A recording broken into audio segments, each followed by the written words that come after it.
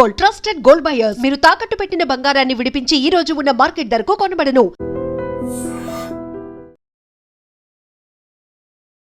పశ్చిమ గోదావరి జిల్లాలో ఘోరమైన రోడ్డు ప్రమాదం జరిగింది. ఒకే గ్రామానికి చెందిన ముగ్గురు యువకులు 19 ఏళ్ళు, 25 ఏళ్ళు, 28 ఏళ్ల వయసు ఉన్నటువంటి ఈ యువకులు ముగ్గురు కూడా అర్ధరాత్రి 12 గంటల సమయంలో క్రిస్మస్ వేడుకల్లో పాల్గొని తిరిగి వెళ్తూ ఉండగా జరిగినటువంటి రోడ్డు ప్రమాదంలో ఇద్దరు అక్కడికక్కడే ప్రాణాలు కోల్పోతే మరో యువకుడిని హాస్పిటల్కు తరలించేసరికి ప్రాణాలు వదిలాడు. చాలా బాధాకరమైన ఘటన. అప్పటి వరకు క్రిస్మస్ సెలబ్రేషన్స్లో చాలా హ్యాపీగా సందడిగా ఫ్యామిలీ మెంబర్స్, చర్చ్ మెంబర్స్ అలాగే మిగతా అందరితో కలిసి సెలబ్రేట్ చేసుకుని ఆనందంగా గడిపిన కొద్ది క్షణాలు దాటిన తర్వాతే ఇంటికి వెళ్ళే క్రమంలోనే ప్రమాదం. ఈ ప్రమాదం ఎలా జరిగిందంటే మరొక వెహికల్ వల్ల కాదు. అర్ధరాత్రి ప్రయాణిస్తున్నాం, రోడ్లు ఖాళీగా ఉన్నాయి, ఏ వాహనాలు అడ్డు లేదు, కాస్త స్పీడ్గా వెళ్దాం, ఇదే కదా చాలామందిలో వచ్చే ఆలోచన. సో రోడ్డు క్లియర్గా కనబడితే చాలు, ఆటోమేటిక్గా కాస్త జోరు పెంచుతారు, స్పీడ్ పెంచుకుంటూ డ్రైవ్ చేస్తారు. కానీ వాహనం అదుపు తప్పింది, వాహనాన్ని కంట్రోల్ చేసుకోలేకపోయారు. అంతలోనే ఒక షాప్కి సంబంధించినటువంటి గోడను ఢీకొట్టడంతో బలమైన గాయాలయ్యాయి. ఇద్దరు యువకులు అక్కడికక్కడే ప్రాణాలు కోల్పోయారు. మరో యువకుడు తీవ్రమైన గాయాలతో కొట్టుమిట్టాడుతుంటే అబ్బాయిని హాస్పిటల్కు తీసుకెళ్లే లోపే తను కూడా చనిపోయాడు. రోడ్డు ప్రమాదం, ముగ్గురు ప్రాణాలు అంటే ఆలోచించటానికి అది తీసుకోవడానికి కూడా చాలా కష్టంగా ఉంది. మధ్య తరచుగా జరుగుతున్న రోడ్డు ప్రమాదాలు చూస్తుంటే ఎక్కడికక్కడే ప్రమాదాలు, సెల్ఫ్ యాక్సిడెంట్లు జరుగుతున్నాయి, వాహనాలు ఒకదానికొకటి గట్టిగా బలంగా ఢీకొంటున్నాయి. అలా కూడా జరుగుతున్నటువంటి ప్రమాదాల తీరు చూస్తున్నాం. ఇక్కడ ముగ్గురు యువకుల పేరు కొల్లు సత్యనారాయణ 28 ఇయర్స్, ఏలేటి అంజిబాబు 25 ఇయర్స్, ఏలేటి రాజు 19 ఇయర్స్. పశ్చిమ గోదావరి జిల్లా పెనుమంట్ర మండలంలోని పాలమూరు గ్రామానికి చెందినటువంటి ఈ ముగ్గురు యువకులు రోడ్డు ప్రమాదంలో ప్రాణాలు కోల్పోయారని తెలియగానే ఆ గ్రామంలో తీవ్ర విషాద ఛాయలు అలముకున్నాయి. ఆ ముగ్గురు కుటుంబాలు కూడా తీవ్రంగా రోధిస్తున్నారు. ఎందుకంటే ఎదుగొచ్చిన పిల్లల్ని పోగొట్టుకోవడం అంటే, జనరల్గానే ఒక వ్యక్తిని పోగొట్టుకోవడం అంటే చాలా బాధాకరం. ఆ కుటుంబానికి అది తీరని లోటు. అలాంటిది ఒక రోడ్డు ప్రమాదంలో ముగ్గురు అంటే 3 కుటుంబాలు తమ వారిని కోల్పోయాయి. తమ కన్న బిడ్డలను కోల్పోయిన తల్లిదండ్రుల పరిస్థితి ఎలా ఉంటుందో కూడా ఊహించడానికి కూడా చాలా కష్టంగా ఉంటుంది. జనరల్గా రోడ్డు ప్రమాదాలు మనం చూస్తూ ఉన్నాం.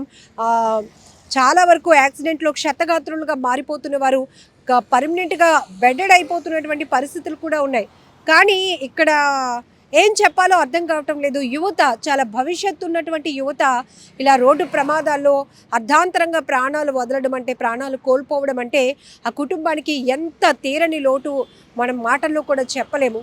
ఏది ఏమైనప్పటికీ కూడా పశ్చిమ గోదావరి పాలమూరు గ్రామంలో జరిగినటువంటి ఈ ఘటన దుర్ఘటనగా చెప్పాలి. చాలా బాధాకరమైన విషయం. వారు ప్రాణాలు పోవడానికి మరెవరో కారణం కాదు, నిర్లక్ష్యం, అతివేగం. చాలాసార్లు చెప్తున్నాం, పదే పోలీసులు, మీడియా ప్రమాదాలు జరుగుతున్న తీరు కూడా మేము చాలా వివరంగా ఎందుకు చెప్తున్నామంటే, చిన్న నెగ్లిజెన్సీయే కానీ పెద్ద ప్రమాదానికి కారణమవుతోంది, ప్రాణాలు తీసేస్తోంది. ఖాళీగా రోడ్లు కనబడుతున్నాయని కాస్త జోరు పెంచితే అది మన ప్రాణానికే ముప్పు. సో స్పీడ్ అనేది థ్రిల్గానే అనిపిస్తుంది, కానీ అది మన జీవితాన్ని ఇక్కడ లేకుండా చేస్తోంది అంటే వినడానికి లైన్ కొటేషన్ చిన్నదిగా అనిపించవచ్చు. కానీ ఇప్పుడు వాళ్ళని కోల్పోయిన కుటుంబ సభ్యులకి అది ఎంతటి లోటో చూడండి. ఎదుగొచ్చిన పిల్లలు, వాళ్ళని ఇప్పటి వరకు బాగా చదివించి వాళ్ళు సెటిల్ అయితే మంచిగా మమ్మల్ని చూసుకోగలుగుతారు అని ఒక ధైర్యాన్ని కోల్పోయిన తల్లిదండ్రుల కన్నీళ్ళ గురించి వాళ్ళకి ఎవరు ఆన్సర్ చెప్తారో కూడా తెలియదు. ఒక రకంగా చెప్పాలంటే అటు తల్లిదండ్రులు కూడా పిల్లల్ని కంట్రోల్లో పెట్టాల్సిన అవసరం ఉంది. ఎక్కడికైనా వెళ్తున్నారంటే అర్ధరాత్రి ప్రయాణాలేంటి, అర్ధరాత్రి పొడి ఒక పండుగ సెలబ్రేషన్కి వెళ్ళే వాళ్ళు ఎంత నిదానంగా వెళ్ళి రావాలి. వాళ్ళ భవిష్యత్తు పైన, వాళ్ళ ప్రాణాలపైన ముందు వాళ్ళకి వ్యక్తిగతమైన శ్రద్ధ ఉండాలి కదా. ఇది ఏ ఒక్కరినో ఆపాదించి చెప్తుంది కాదు. ప్రతి ఒక్కరు కూడా సెల్ఫ్ కంట్రోల్ అనేది చాలా ఇంపార్టెంట్. సో అంత దూరంలో పోలీసులు ఉంటే హెల్మెట్ పెట్టుకోవడం, పోలీసులు లేకపోతే వెంటనే తీసేయటం, పోలీసుల కోసం కాదు కదా, మన ప్రాణ రక్షణ కోసం పెట్టుకోమని వాళ్ళు పదే చెప్తారు. 10 సార్లు చెప్పినా వినట్లేదు కాబట్టి ఒక ఫైన్తో మనల్ని హెచ్చరించే ప్రయత్నం చేస్తుంటారు.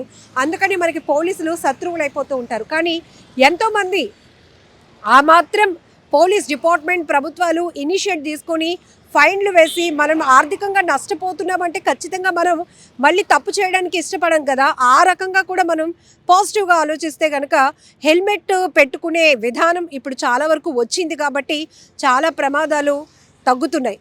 ఇప్పటికీ కొన్ని స్వచ్ఛంద సంస్థలు, వాలంటీర్గా రిటైర్డ్ ఆఫీసర్స్ వీళ్ళందరూ కూడా ప్రాణాలు కాపాడుకోవాలంటే హెల్మెట్ పెట్టుకోవాలి అని కూడా చెప్తూ ఉంటారు. ఇక్కడ చూడండి, ఒక ప్రమాదంలో అది కూడా వాళ్ళు వేగంగా వెళ్ళి ఒక గోడను బలంగా ఢీకొట్టడం వల్ల 3 యువకులు ప్రాణాలు కోల్పోయారు. ఆ 3 కూడా ఒకే గ్రామానికి చెందినవారు కావటం మరింతగా విషాదాన్ని అలముకుంది అని చెప్పొచ్చు. నిజంగా ప్రస్తుతం ఉన్నటువంటి సమాజం దేనికి ప్రయారిటీ ఇస్తుంది? ఆర్థిక సంబంధాల చుట్టూ మాత్రమే తిరుగుతుంది. మళ్ళీ ఎన్నికలంగానే చాలా విరక్తి కలుగుతాను. మంచి అనిపిస్తుంది కదా, లేడీస్ కూడా ఛాలెంజింగ్ జాబ్స్ చేసినప్పుడు చాలా బాగుంటది. ట్రాఫిక్ అసిస్టెంట్స్ గా నియమించిన ట్రాన్స్జెండర్స్ అందరితో సాల్యూట్ చేయించుకుంటున్నారు. ఫుడ్ డెలివరీ ఇవ్వటానికి వెళ్ళినటువంటి డెలివరీ బాయ్ అనిల్ పై కళ్ళ ముందు